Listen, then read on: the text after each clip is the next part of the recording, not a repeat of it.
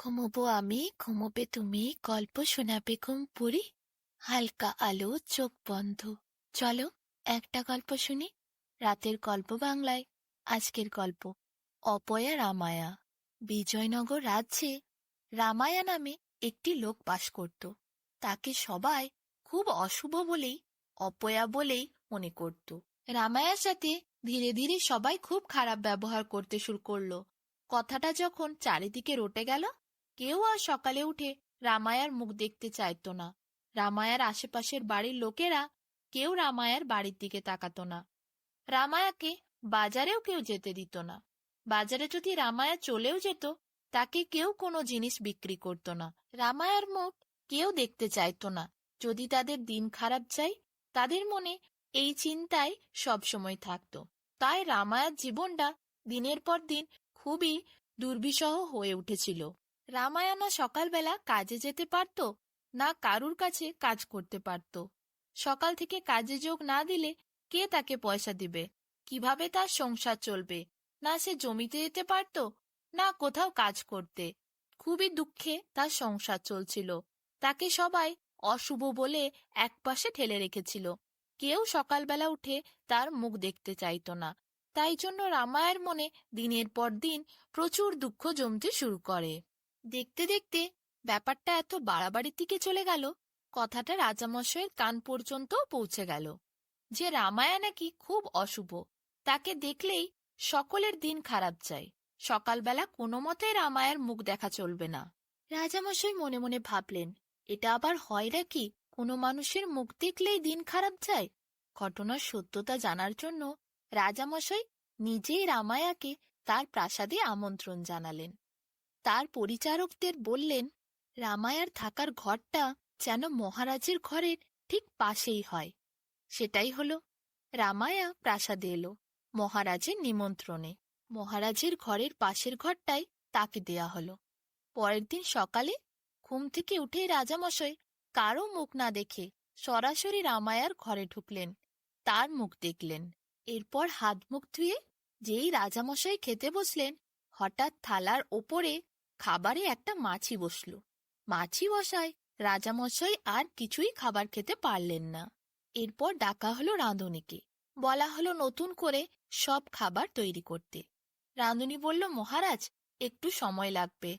বেলা গড়িয়ে মধ্যাহ্নভোজের সময় হয়ে যাবে। তাহলে মধ্যাহ্নভোজের রান্নাগুলোই করি। রাজা তাই বলল, তাই করো। এরপর রাঁধুনি মধ্যাহ্নভোজে রান্না বসালো। সকালের রান্না আর রাজার কপালে জুটল না। খুব ভালো করে রান্না করে মধ্যাহ্নভোজের খাবার সাজানো হলো রাজার সামনে। কিন্তু কি হলো রাজার? তার আর কিছুই খেতে ইচ্ছে করছে না। রাজা একটুও খাবার সেদিন আর মুখে দিলেন না। রাজার তখন মনটা হঠাৎ বলে উঠল, তাহলে কি রামায়ণ সম্পর্কে সবাই যা বলছিল সেটাই ঠিক? তার সকাল থেকেই খাবারে রুচি চলে গেল, আর কিছু খেতে ইচ্ছে করছে না। রাজা মনে মনে এটাই ভাবছিলেন। এইসব ভাবতে ভাবতে রাজা খুব রেগে গেলেন। তিনি ঠিক করলেন, ওর মতো একজন অশুভ অপদার্থ লোককে তিনি কোনো মতেই তার রাজ্যে থাকতে দেবেন না। তিনি সৈনিকদের বললেন, রামায়াকে নিয়ে আসতে। তাকে মৃত্যুদণ্ড দেওয়া হবে। রামায়া ছিল বিবাহিত, তার বউও ছিল। রামায়ার শাস্তির কথা শুনে তার স্ত্রী সব ছেড়ে ছুটে এলো রামায়ার কাছে সাহায্য করার জন্য। তার স্ত্রীর নাম ছিল তেনালি।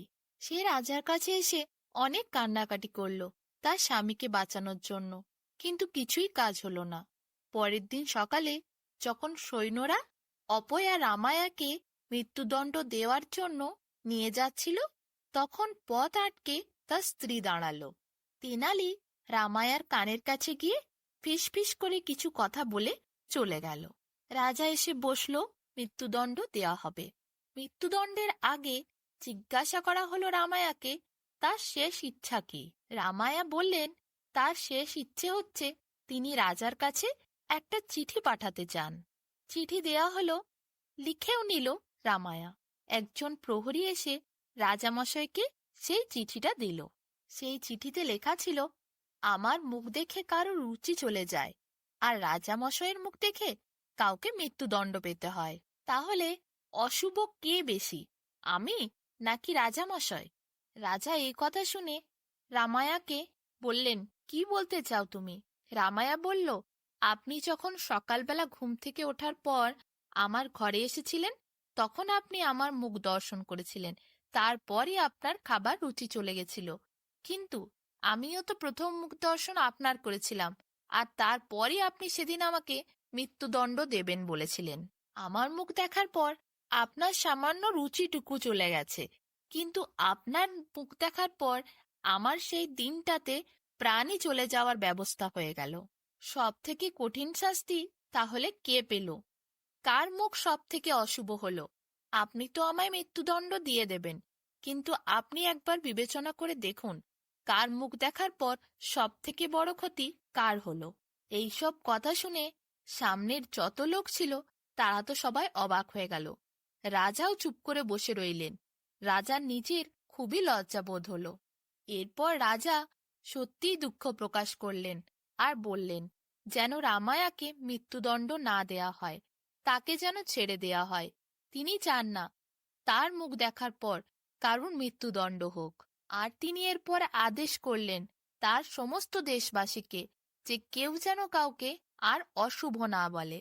এরপর তেনালি খুব খুশি হলো। সে তাড়াতাড়ি গিয়ে তার স্বামীর পায়ে প্রণাম করল। রামায়াও খুব খুশি হলো, তার স্ত্রীকে জড়িয়ে ধরল আর বলল, তোমার জন্যই আজ আমি মৃত্যুর হাত থেকে বাঁচলাম। তুমি না থাকলে আজ আমায় রাজামশাই মেরেই ফেলতেন। তোমার বুদ্ধির জোরেই আজ আমি বাঁচতে পেরেছি। এরপর তেনালি রামায়াকে নিয়ে খুব সুখে স্বাচ্ছন্দ্যে জীবন কাটাতে শুরু করলো। তারপর থেকে আর কোনোদিন কেউ রামায়াকে অশুভ বলতো না, এমনকি রাজ্যেও কেউ কাউকে অশুভ বলতো না। রাজামশাই সবাইকে আদেশ দিয়েছিলেন, কোনো মানুষকেই কেউ আর শুভ অশুভ বলতে পারবে না, কারণ শুভ অশুভ পরিস্থিতি হতে পারে, সমস্যা হতে পারে, কিন্তু কোনো মানুষ হতে পারে না। কারুর মুখ দেখে কারুর দিনই শুভ অশুভ যেতে পারে না, সেটা সবার নিজের নিজের জন্যই ঘটে। তাই সেই রাজ্যে তারপর রামায়া আনন্দে থাকত, আর তাকে নিয়ে কেউ কোনো কথা বলতো না।